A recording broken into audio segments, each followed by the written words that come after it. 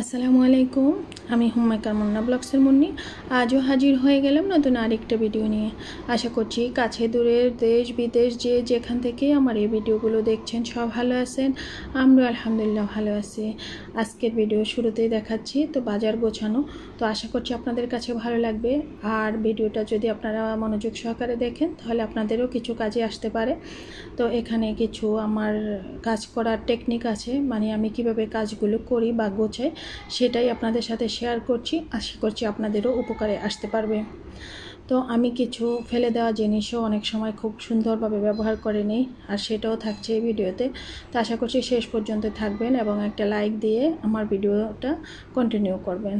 Please টেনে টেনে দেখবেন না, এতে আপনারও ক্ষতি আমারও ক্ষতি। তো এই কথা বারবারই বলি, কিন্তু কোনো তো লাভ হচ্ছে না, আর তাই আর বেশি কথা বাড়াচ্ছি না। তো এই যে দেখতে পেলেন আমি কিন্তু আস্তে আস্তে সব কিছুই গুছিয়ে নিচ্ছি। তো পেঁয়াজ রসুন এনেছে, সেটাও খুলে নিলাম পলিথিনটা। তারপরে সেমাই এনেছে, চিনি এনেছে, তারপর হচ্ছে গিয়ে কি বলে শাহি জিরা, জোয়ান, তারপর তেজপাতা, ফুচকা, জয়ফল এইসব এনেছে, আরও টুকিটাকি জিনিসপত্র সব কিছু আস্তে আস্তে দেখতে পাবেন।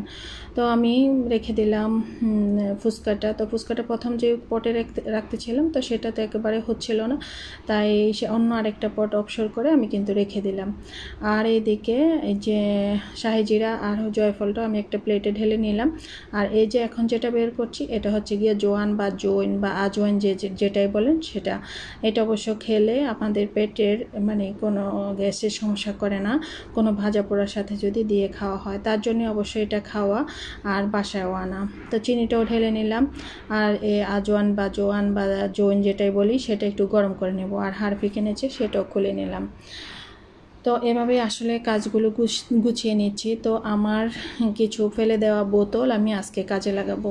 এই বোতলগুলো অবশ্য কাচের বোতল, তার জন্যই আমি ফেলে দিচ্ছি না। প্লাস্টিকের বোতল অবশ্য তত একটা ব্যবহার করি না, আর ব্যবহার করতে হয়ও না।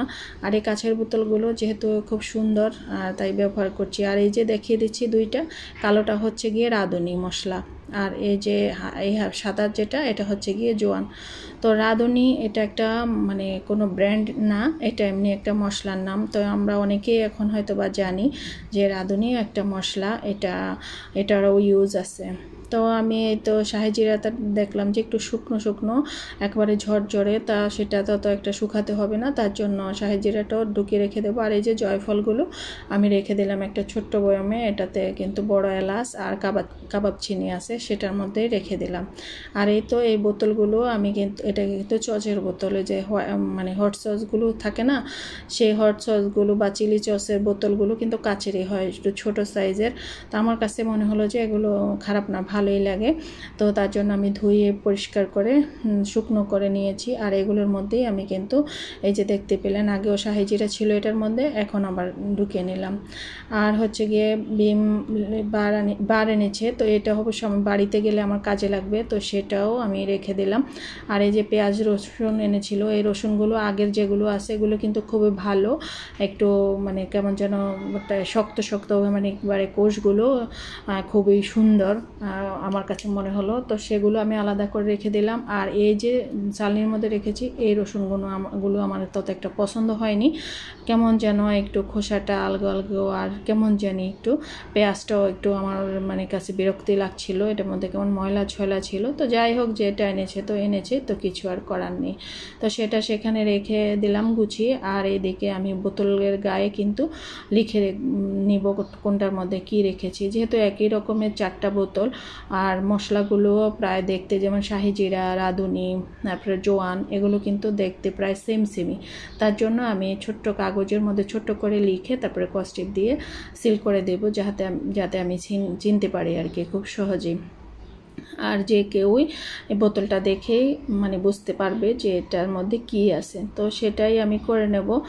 আর জোয়ান বা জয়েন বা জৈন যেটাই বলি না কেন, সেটা কিন্তু আমি চুলার নিচে গরম করার জন্য রেখে দিলাম। তো খালি বোতলটা আছে, এটা অবশ্য কিছুদিন আগে শেষ হয়েছিল এই সসটা। তারপর আমি ধুয়ে টুয়ে পরিষ্কার করে শুকনো করে রেখে দিয়েছিলাম, কারণ আমি জানি এটা আবার পরবর্তীতে কাজে লাগবে। তো এটার মধ্যে তো জিরা, তাই তো শাহি জিরা লিখে রাখলাম। আর একটার মধ্যে হচ্ছে গিয়ে রাঁধুনি, আর ওই যে এটার মধ্যে রাখবো আর কি যে জোয়ান। আমি জোয়ান অথবা জৈন দুইটাই লিখেছি যাতে যে কেউ চিনতে পারে, যেমন আমার অনুপস্থিতিতেও যদি রান্নাঘরে কেউ থাকে তার কাজেও আসতে পারে, তার জন্যে। তো এই তো আমি সবগুলোর মধ্যে কিন্তু লেবেল লাগিয়ে নিলাম, দেখতেই পেলেন। এভাবে আপনারাও করে নিতে পারেন, দেখবেন যে কাজগুলো একদমই সহজ হয়ে যায় আর আমার খোঁজাখুঁজিরও প্রয়োজন পড়বে না যদি এভাবে রেখে দিই। তো এই তো 4টা বোতলে আমি এভাবে রেখে দিলাম। আমি অবশ্য বড় যে টমেটো কেচাপ বা টমেটো সস থাকে না, ওই বোতলগুলো কিন্তু ধুয়ে রেখে দিয়েছি। আমার অনেকগুলো বোতল আছে, সেগুলোর মধ্যে কিন্তু এই যে এখন এত গরম পড়তেছে, এই গরমে কিন্তু আমি ওই বোতলগুলোর মধ্যে ফ্রিজে পানি রাখি। যেহেতু কাছের বোতল, এগুলোকে রিসাইকেল করাই যেতে পারে, ব্যবহার করাই যেতে পারে, আর প্লাস্টিকের বোতলে না রাখাই ভালো। তো তারপরে তো আমরা প্লাস্টিককে ভুলতে পারতেছি না, আরএফএলের সব ধরনের প্লাস্টিকই আমাদের বাসায় থাকে। আর এই যে দেখেন মশলার যত সব সরঞ্জাম নিয়ে বসলাম। তো প্রায় 30টা কৌটা ছিল, আরও নামিয়েছিলাম, সেগুলো আর দেখালাম না। সব কৌটা নিয়ে বসছি। আমি কিন্তু বিভিন্ন মশলা বানাবো, সেটা আমি আগামী ভিডিওতে সুন্দরভাবে আপনাদের সাথে শেয়ার করব। অবশ্যই আপনাদের কাজেও লাগতে পারে। তো আশা করছি আমার আগামী ভিডিওটা আপনারা দেখে নেবেন। আর হচ্ছে গিয়ে এই যে এখন যে বানাচ্ছি, এটা হচ্ছে গিয়ে আমি চটপটির মশলা বানাবো।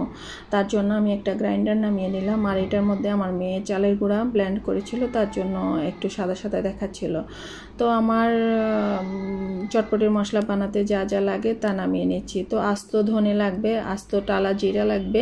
তো ধনেটা অবশ্য আমি তেল নিয়েছি, তারপরে বিট লবণ লাগবে আর মৌরি লাগবে। এগুলো আমি একসাথে ব্লেন্ড করে নেব। আমরা কিন্তু দোকান থেকে চড়া দামে একটা প্যাকেট কিনে আনি, একবারেই শেষ হয়ে যায়। আর আমরা এইভাবে যদি এইসব মশলাগুলো দিয়ে একটু কষ্ট করে আর একটু সময় বের করে যদি এভাবে মশলাটা তৈরি করে ঘরে রেখে দেই, যখন ইচ্ছে তখন খাওয়া যেতে পারে, আর আমাদের টাকারও কিন্তু সাশ্রয় হয়। তো আমি চেষ্টা করি সব ধরনের মশলাই বাসায় তৈরি করতে, আলাদা আলাদাভাবে সব মশলাই একটু একটু করে বাসায় রেখে দেই। তাতে আমার সুবিধা হয় কি, যখন আমার কোনো কিছু খেতে ইচ্ছে করে তখন ওই যে বাজারের দিকে বা দোকানের দিকে আমাকে তাকিয়ে থাকতে হয় না, মশলাটা আমি নিজেই তৈরি করে নিই। তবে আমার মেয়েও এখন এসব শিখে গিয়েছে, ও দেখে আমি কিভাবে করি, তার জন্য সেও কিন্তু এইভাবেই করে নেয়। অনেক সময় মেয়ের উপরও নির্ভরশীল হয়ে যায়, বলি যে এই জিনিসটা করো। এটা অবশ্য ওর জন্য ভালো ভবিষ্যতে, আর ওরও কাজে আসবে, তার জন্যই অবশ্য করতে দেই। আপনারাও যাদের ঘরে মেয়ে আছে, আপনারাও চেষ্টা করবেন একটু একটু কাজ করাতে। শুধু মেয়ে না, ছেলেদেরকেও দেবেন বিভিন্ন কাজে, যেমন বিছানা গোছানো, তার পড়ার টেবিলটা গুছিয়ে রাখা, তার জুতাগুলো গুছিয়ে রাখা, তার কাপড় চোপড়গুলো গুছিয়ে রাখা। এটাও কিন্তু মানে করতে করতে তার একটা অভ্যাসে পরিণত হয়ে যায়, তখন আর সে এলোমেলোভাবে রেখে দেবে না। অনেক বাচ্চারা আছে স্কুল থেকে এসে ব্যাগটাকে ছুঁড়ে মেরে দেয়, এটা কিন্তু একদমই ঠিক না, আমার তো একদমই পছন্দ হয় না। তো আমি কিন্তু ছোটোবেলা থেকে ওদেরকে কিছু কিছু কাজ অবশ্যই করতে দেই। অনেক সময় জানি ও পানিটা হয়তো বা নিতে পারবে কি পারবে না, তারপরে বলি আমাকে একটু পানি দাও, আমি একটু পানি খাবো। চেষ্টা করুক, তাতে সমস্যা কি, চেষ্টা করতে তার সমস্যা নেই। তারা এখন তো আমার বাচ্চারা বড় হয়ে গেছে মাশাআল্লাহ, এখন অনেক কিছুই পারে। তো যাই হোক, সেটার কথা আর বাড়াই না। তবে আমি যে বললাম আর কি, চেষ্টা করবেন আর কি বাচ্চাদেরকেও নিজেদের কাজগুলো নিজেরা যেন করতে পারে, সেজন্য উৎসাহিত করবেন। তো এই তো আমি কিন্তু আস্তে আস্তে মশলাটা তৈরি করে নিচ্ছি। আর এদিকে কিন্তু বাইরে থেকে শব্দ আসতেছে। এখন তো সামনে কোরবানি, এখন গরুর হাম্বা হাম্বা ডাক, ছাগলের ম্যামে ডাক, ম্যামে না ব্যাবে কি বলে, ব্যাবে ডাক, তো এগুলো শোনাই যাবে। তো এখানে কিন্তু অলরেডি ছাগলের ব্যাবে ডাকটা কিন্তু শোনাই যাচ্ছে। হয়তো কেউ একজন ছাগল নিয়ে আসছে, তো নিচে অবশ্য কেউ একটা ছাগল নিয়ে আসছে, সেটাই অনেকক্ষণ সেই সকাল থেকেই এমন শুরু করে দিয়েছে। তো যাই হোক, ওর ডাক ওর দেখ, আর কি আর করব, ও তার বুঝবো না, ওকে থামাতেও পারবো না, আর এটা আমার পক্ষে সম্ভব না। তো আমার মানে বন্ধুবান্ধব যারা আমার এই ভিডিওটা দেখবেন, তাদের কাছে তো আমি অনুরোধ করতেই পারি, তারা যদি ইগনোর করে এই শব্দটা তাহলেই হবে, এই আর কি। তো আমি একসাথে কিন্তু অনেকটাই মশলা দিয়ে দিয়েছিলাম, পরে দেখলাম যে গ্রাইন্ড করতে একটু সমস্যাই হচ্ছিল।